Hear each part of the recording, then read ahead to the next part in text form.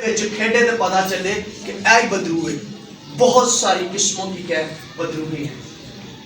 بیماری کی بدرو الگ ہے, جہالت کی بدرو الگ ہے, آوارہ گردی کی الگ ہے, اور غربت کی الگ ہے. ہر ایک چیز کی کیا بدروہیں کیا الگ ہے. اور جو ہمارے خاندانی کرسز ہوتے ہیں, خاندانی لعنتیں ہوتی ہیں جو باپ دادا سے چلی آ رہی ہوتی ہیں, اگر وہ پہلی نسل کے اندر وہ کیا بدروہاں آگے کھیڑ دیا سن, کہ اگر انہوں نے تھوڑی دعا کی تھی تو دوسری نسل جو دوسرے طریقے نہ کام کریں گے. وہ دوسرے طریقے سے کیسے کام کریں گی؟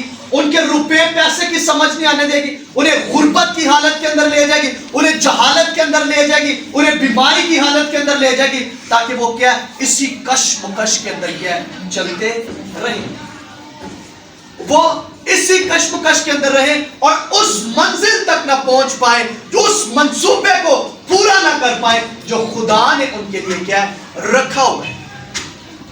اور جداؤن نے کیا کیا؟ فوراً اب جیسے خدا نے کہا اس نے مذبح کو توڑ دیا, جو جادوگر تھا دیوتا کے مذبح کو توڑ دیا اور خدا کے لیے کیا ایک مذبح بنایا.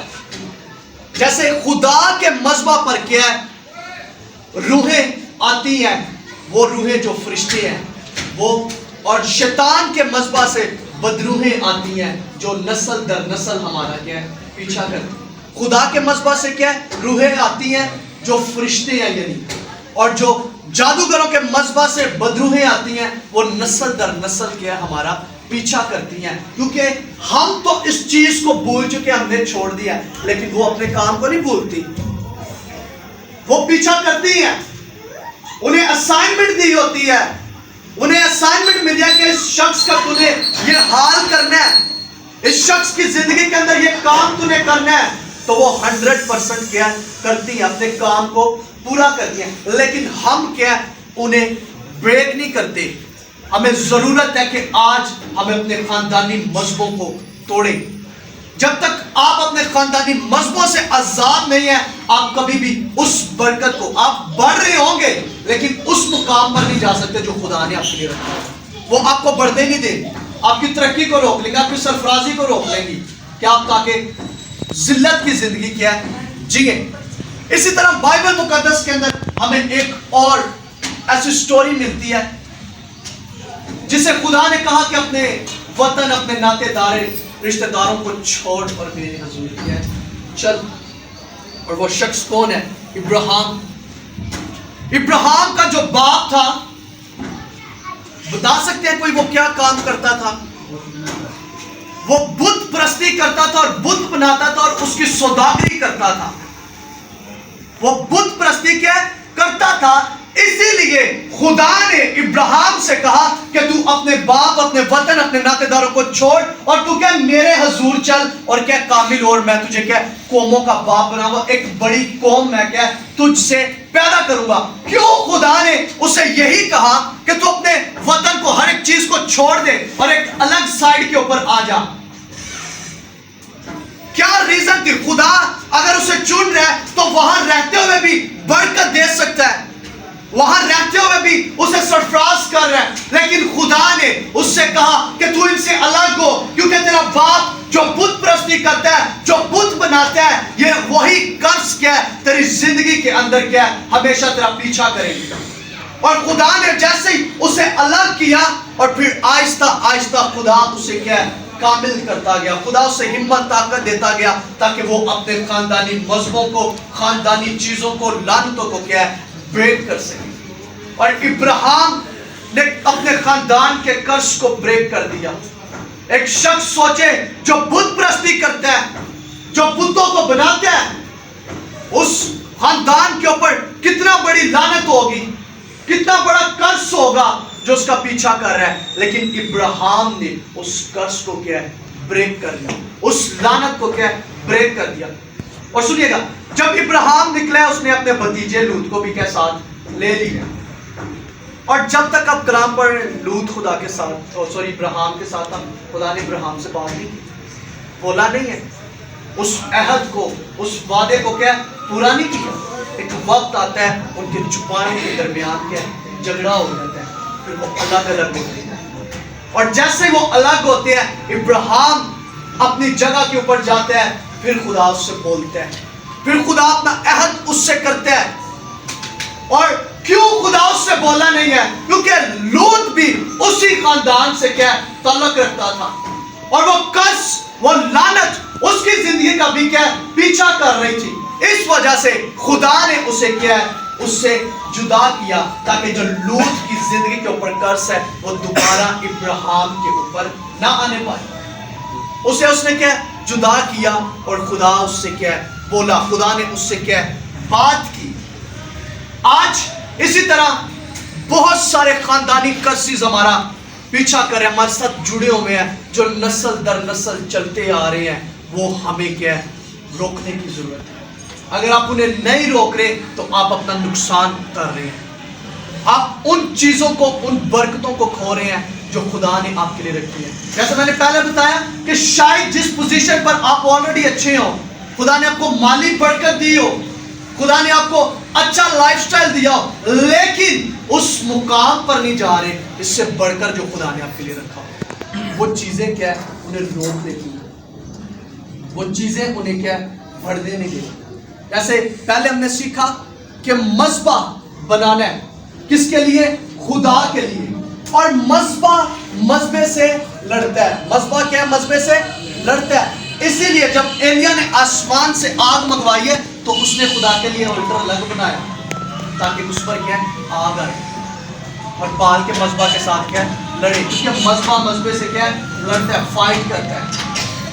اور جب آپ خدا کے لیے مذبح بنائیں گے اور اسے ڈیڈیکیٹ کریں گے کہ یہ خدا کے لیے ہم نے مذبح بنایا, پھر وہ مذبح آپ کے خاندانی مذہبوں سے کیا لڑے گا. خاندانی لعنتیں جو آپ کا پیچھا کر رہی ہیں وہ مذبح آپ سے لڑے گا, اور خدا کا مذبح کیا آپ کو آزاد کروائے گا. اور خدا کا مذبح جب آپ کے لیے لڑے گا اور آپ پھر کیا ایک نئی بگننگ کا آغاز کریں گے, ایک نئی چیزوں کو اپنی زندگی کے اندر کیا آتے ہوئے دیکھیں گے. اور خدا کے مذبح کی بھی دو شاخیں ہیں. خدا کے مذبح کی بھی کیا ہے دو شاخیں ہیں. پہلا کیا ہے خاندانی مذبح, فیملی آلٹر, اور دوسرا کیا ہے اجتماعی مذبح جو چرچ آلٹر, جہاں ہر کوئی کیا آ سکتا ہے. اور خاندانی مذبح وہ جو آپ کی فیملی جدھر ہوتی ہے, جو آپ اپنے گھر کے اندر بناتے ہیں, وہ آپ کا کیا خاندانی مذبح ہے. اور اس کے ساتھ ایک پرسنل آلٹر بھی ہے جو آپ کا پرسنلی آلٹر ہوتا ہے, جو ایک شخص کا ہوتا ہے, جس پہ کوئی دوسرا شخص نہ جا سکے بلکہ خدا آپ سے بات کر سکے. کیونکہ خدا موسیٰ کو ہی کیا پہاڑ پر بلاتا تھا اور اس سے کیا بات کر سکتا تھا, اور کوئی دوسرا شخص موسیٰ کے ساتھ کیا نہیں جاتا تھا. وہ آپ کا کیا پرسنلی آلٹر ہے جہاں خدا آپ سے کیا بات کر سکے. اور جیسے میں نے بتایا مذبح مذبے سے کیا لڑتا ہے اور ہمیں کیا آزاد کرواتا ہے. اور تین طرح کے خاندانی مذبے ہمارا پیچھا کرتے ہیں. کتنی طرح کے؟ تین طرح کے. پہلے ہماری مدر سائڈ سے, جو ہماری مدر سائڈ سے, جو ہمارے نانا نانی کی طرف سے جو خاندانی مذہبے ہیں وہ ہمارا پیچھا کرتے ہیں. اور دوسرا ہمارے باپ کی طرف سے جو ہمارے دادا دادی کے مذہبے کیا ہے ہماری زندگی کو کیا فالو کرتے ہیں. اور تیسرا وہ جدھر آپ کی میرج ہو وہاں کے مذہبے بھی کیا ہے آپ کا پیچھا کرتے ہیں. وہ خاندانی مذہبے, ان کی لعنتیں بھی کیا آپ کا پیچھا کرتی ہیں. لیکن انسان بھولا ہوا ہے, تین طرح کے مذہبے اس کا مسلسل پیچھا کر رہے ہوتے ہیں, لیکن وہ اس چیز کو کیا سمجھ نہیں پاتا. آج لوگوں کا کیوں برتر حال ہے؟ کیونکہ خاندانی مذہبے ان کا پیچھا کر رہے ہیں, جو عہد انہوں نے کیے ہیں وہ عہد نسل در نسل چل رہے ہیں اور انہیں کیا برباد کر رہے ہیں. کیونکہ خدا کا تو وعدہ ہے, ہم اس کے بیٹے اور بیٹے, ہم شاہی کائنہ کو کہتے ہیں فرقہ ہے, ہم برکت کے وارث ہیں, لوگ قومیں ہمارے وسیلہ سے برکت پائیں گی. خدا کو مسئلہ نہیں ہے یہ چیزیں دینے کے اندر, لیکن ہماری زندگی کے اندر مسئلہ ہے کہ وہ خاندانی لعنتیں نہیں ہمیں لینے دے رہے, وہ خاندانی قرض ہمیں نہیں لینے دے رہے کہ ہم اس برکتوں کو لے لیں تاکہ ہم خدا کی قربت, اس کے ڈر, اس کے خوف کے اندر رہ کر زندگی کو کیا بسر کریں. ہمیں ضرورت ہے کہ خدا کے حضور اس چیز کو رکھنے کی کہ یہ جو تین طرح کے خاندانی مذہبے ہمارا پیچھا کر رہے ہیں یہ ہماری زندگی کے اندر سے ٹوٹے, ہم آزاد کیے جائیں, ہم بحال کیے جائیں. جب تک یہ مذہبے نہیں ٹوٹیں گے آپ آگے نہیں آئیں گے. جب تک یہ مذبے نہیں ٹوٹیں گے آپ دوسروں کے لیے برکت کا وسیلہ نہیں بن پائیں گے. جیسے لوط کیا ہے ابراہیم کے لیے برکت کا وسیلہ نہیں بنا بلکہ خدا نے اسے جدا کر دیا. میں نے برکت ابراہیم نو دینی ہے تو بھی روکا ہے تو پرے ہو. آج ہم دوسروں کے لیے بھی کیا ہے نقصان کا باعث ہے. جو قرض ہمارے اوپر ہے وہ دوسروں کی زندگی کے اوپر بھی شیئر کر رہے ہیں, بلکہ ہمیں ضرورت اس بات کی ہے کہ جو لعنتیں ہمارے اوپر ہیں ہم انہیں توڑیں, اور اگر کوئی دوسرا شخص جس کی زندگی کے اوپر خاندانی لعنتیں ہیں اسے بھی کیا ہے ہم کہ تمہاری زندگی سے دور رہ, بلکہ ہم اسے ٹیچ کریں, بتائیں کہ تجھے خاندانی مذبے سے کیا ہے آزاد ہونے کی ضرورت ہے, تجھے رہائی پانے کی ضرورت ہے. جب مذبح ٹوٹے گا آپ کی زندگی کے اندر ایک نیا کام, جیسے یسائی کی کتاب کے اندر لکھا ہے دیکھ اب میں ایک نیا کام کیا ہے کرنے کو, پھر خدا ایک نیا کام کرے گا. جب خدا کے لیے آپ مذبح بنائیں گے پھر وہ مذبے پر جب آپ قربانی چڑھائیں گے اپنے وقت کی, اپنا سیکریفائس کریں گے, پھر خدا وہ مذبح جو خدا کا ہے وہ آپ کے خاندانی مذبحوں کے ساتھ لڑے گا اور آپ کو کیا ہے آزاد کروائے گا. اور یہ جو خاندانی مذبے کی دعا ہے یہ اسے عام روٹین کے اندر جو دعا کرتے ہیں اس کے اندر شامل کر لیں. کم سے کم 2-3 سال اس چیز کے اوپر ہمیں دعا کرنی چاہیے کہ جو خاندانی مذبے ہیں خداوند اور جو لعنتیں ہیں وہ ٹوٹے, پھر جا کر یہ خاندانی مذہبوں کی لعنتیں یہ چیزیں ہمارا پیچھا چھوڑتی ہیں.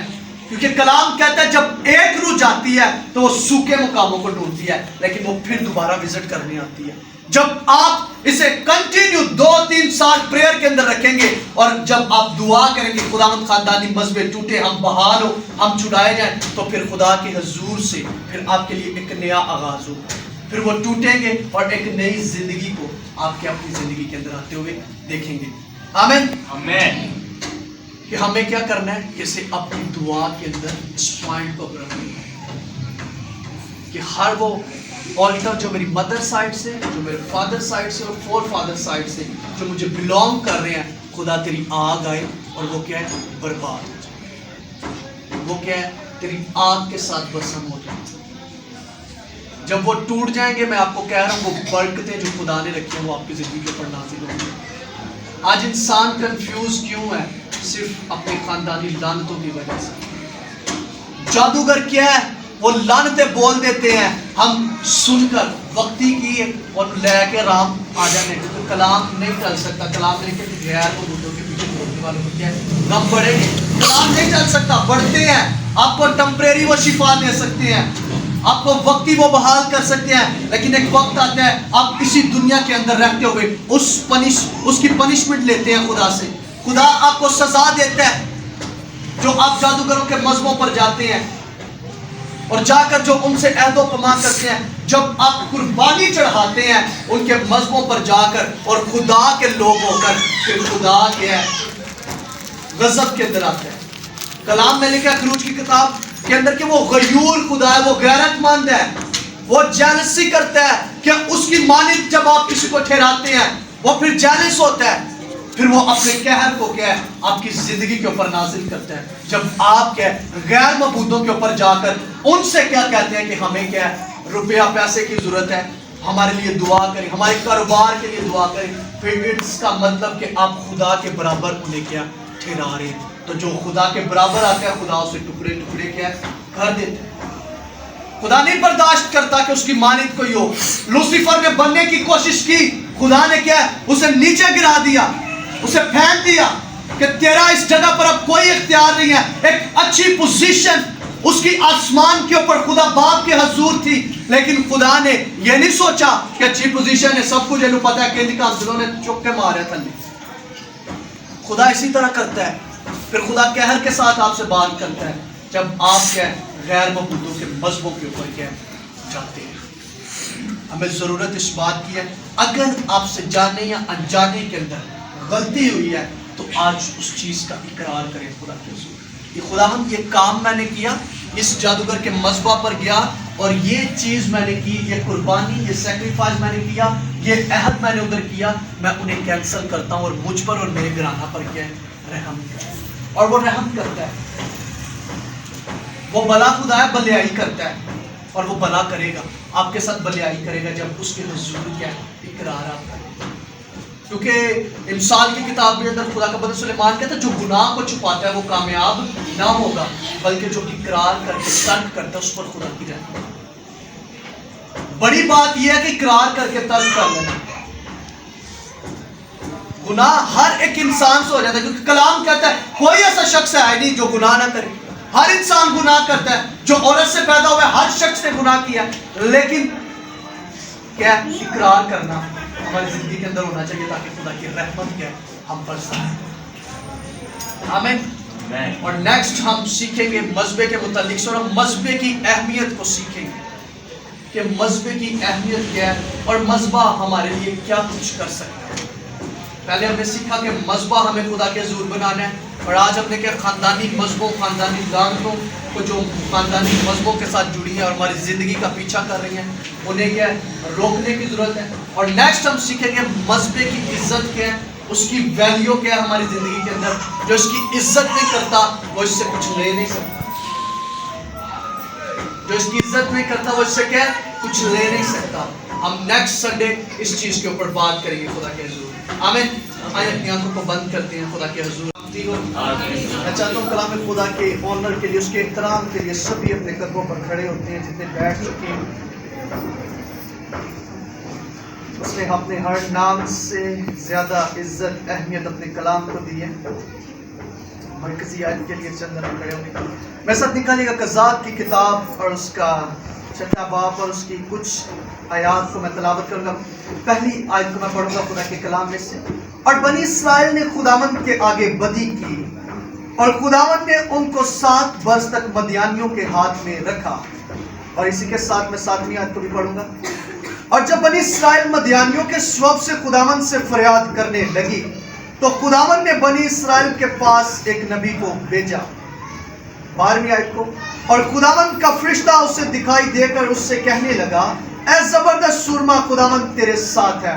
اس کے بعد آخری یہ آیت ہوگی ہماری 22 آیت۔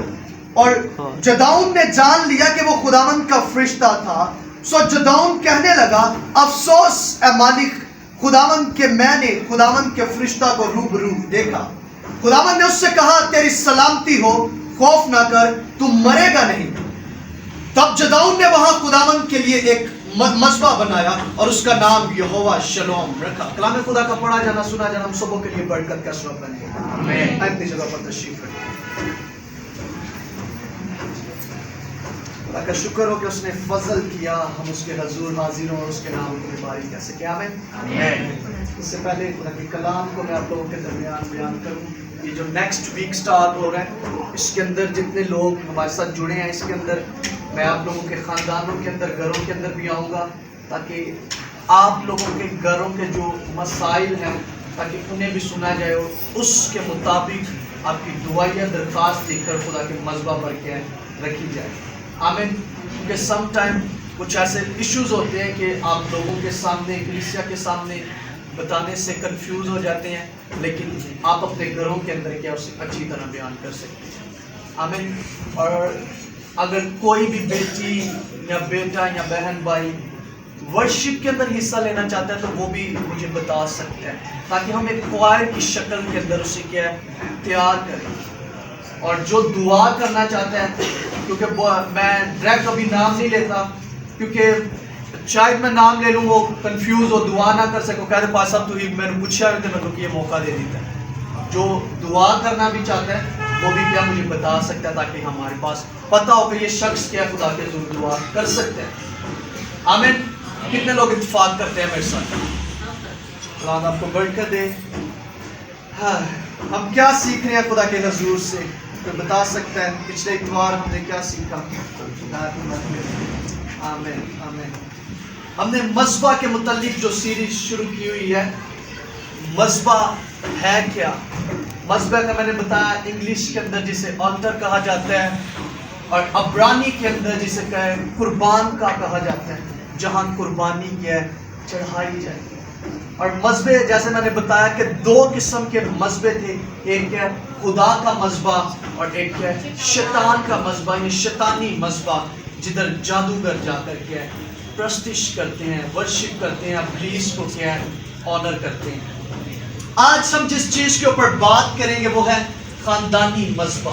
کون سا مذبح ہے؟ آج ہم خاندانی مذبح کے اوپر بات کریں گے، اور اس مذبح کا ہماری زندگی کے اندر بہت گہرا اثر ہے. اور آج بہت سارے لوگ ہیں، وہ بہت کچھ کرنا چاہ رہے ہیں اپنی زندگی کے اندر، لیکن وہ کر نہیں پا رہے، کیونکہ خاندانی لعنتیں، خاندانی چیزیں جو ان کے باپ دادا سے چلی آ رہی ہیں، وہ ان کا کیا ہے، پیچھا کر رہی ہیں. وہ انہیں بڑھنے نہیں دے رہی، وہ کسی کام کے اندر کیا ہے، انہیں کامیاب نہیں ہونے دے رہی.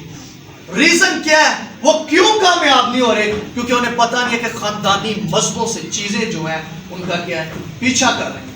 ابھی جو میں نے یہ آیات پڑھی، پہلی جو چیز آیت ہم نے پڑھی کہ بنی اسرائیل قوم نے کیا خداوند کے آگے کیا ہے، بدی کی ہے، اور خداوند نے انہیں کیا ہے، مدیانیوں کے ہاتھ میں کر دیا ہے 7 سال کے لیے، 7 برس کے لیے، کہ یہ ان کی کیا ہے، غلامی کریں.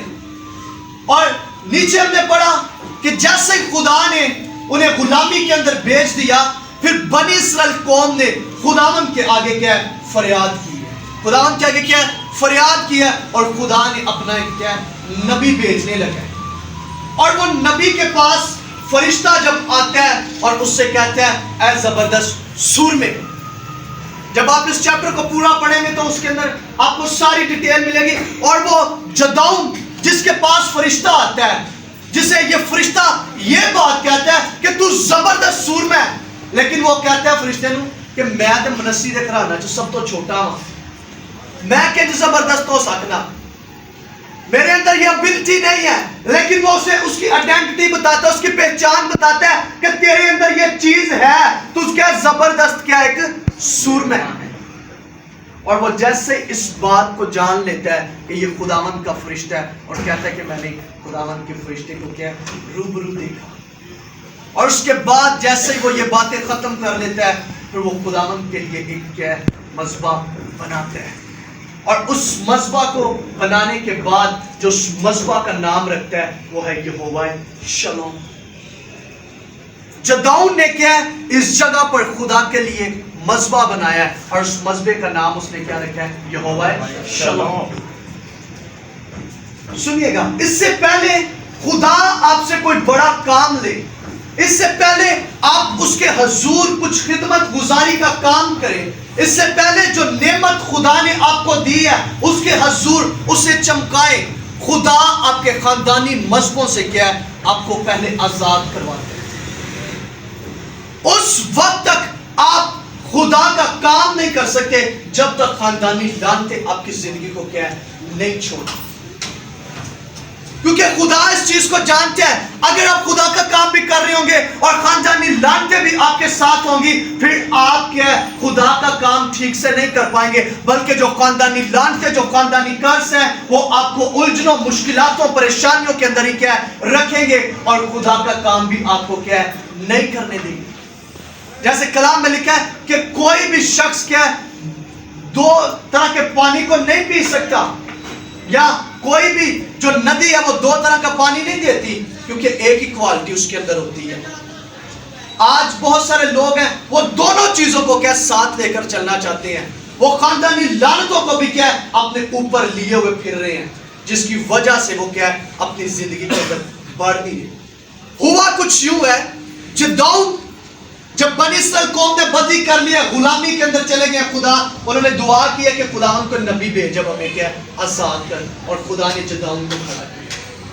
اور جدعون خدا سے آگے سوال کر رہا ہے کہ میں منسی کے گھرانہ میں سب سے چھوٹا ہوں، لیکن خدا کہتا ہے کہ تو زبردست سور میں، تو میرے لوگوں کو آزاد کروائے گا، تو میرے لوگوں کو غلامی سے کیا ہے لے کر آئے گا. اور مدیانی اس قدر بنی اسرائیل قوم پر ظلم کرتے تھے، وہ جو کچھ بوتے تھے، بیچتے تھے، ان کی فصلوں کو، اور ہر ایک چیز وہ لے کر آتے اپنے اونٹوں پر، اور ان کی ایک ایک چیز کو وہ کے ساتھ لے کر چلے جاتے تھے. ان کے پاس کچھ بھی نہیں بچتا تھا، اور وہ ان کے ظلم اور ستم سے کیا ہے پریشان تھے. اور لیکن جب جدعون کو خدا کھڑا کرنے لگا، خدا نے اس سے ایک کام کیا کہ اپنے باپ کے، جیسے آپ اس سے نیچے چیپٹر پڑھیں گے آپ کو ساری ڈیٹیل ملے گی، اس نے کیا اپنے باپ کے مذبح کو ڈھا، جو بال دیوتا کا مذبح ہے اسے کیا گرا دے. پھر جدعون نے اٹھا رات کے وقت خدا نے اسے کیا کہ اپنے باپ کے مذبح کو جو بال کا جو جادوگروں کا ہے اسے کیا ڈاہ اور میرے لیے کیا ایک مذبح بنا. اور جدعون نے کیا کیا ہے؟ اٹھے رات کے وقت اور بال کے مذبح کو ڈایا اور خدا کے لیے کیا ایک مذبح بنایا. آج جب تک آپ خدا کے لیے مذبح نہیں بنائیں گے اور اپنے خاندانی مذہبوں کو نہیں توڑیں گے, آپ خدا کی برکت کو, خدا کی قربت کو حاصل نہیں کر سکتے.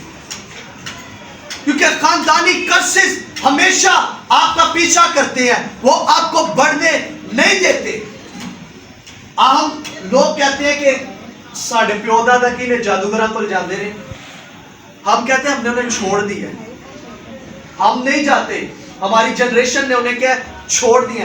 لیکن جو عہد و پما ہمارے باپ دادا نے کیے ہیں وہ نسل در نسل کیا چلتے ہیں. جو عہد ہم کرتے ہیں چاہے وہ خدا کے ساتھ ہو چاہے جادوگروں کے ساتھ ہو, وہ عہد جو ہے نسل در نسل کیا ہے آگے ہماری نسلوں کے اندر کنورٹ ہوتا ہے. ہم کیا انہیں چھوڑ دیتے ہیں, ہم جادوگروں کے پاس جانا چھوڑ دیتے ہیں, لیکن جو ہمارے باپ دادا گئے ہوتے ہیں, جو قربانیاں انہوں نے گزرانی ہوتی ہیں, جو عہد و پما انہوں نے اس کے جادوگروں کے آلٹر پر کیے ہوتے ہیں, وہ ہمارا کیا پیچھا کرتے ہیں. وہ ہر وقت کیا ہمارا پیچھا کرتے ہیں اور ہم اس چیز کو بھولے ہوئے ہیں, ہم اس چیز کو اپنے ذہن کے اندر بٹھائے ہوئے ہیں صرف کیسی انہوں نے چھاڑ دیتا ہے, لیکن کلام کیا لیکن وہ چیزیں ہمارا کیا پیچھا کر رہی ہیں, وہ ہمیں نہیں چھوڑتی جب تک کیا ہم ان سے لڑتے نہیں ہیں, جب تک کیا ہم اپنے باپ دادوں کے مذہبوں کے خلاف کھڑے نہیں ہوتے, انہیں ڈال نہیں دیتے, وہ اس وقت تک کیا ہمارا پیچھا نہیں چھوڑتی.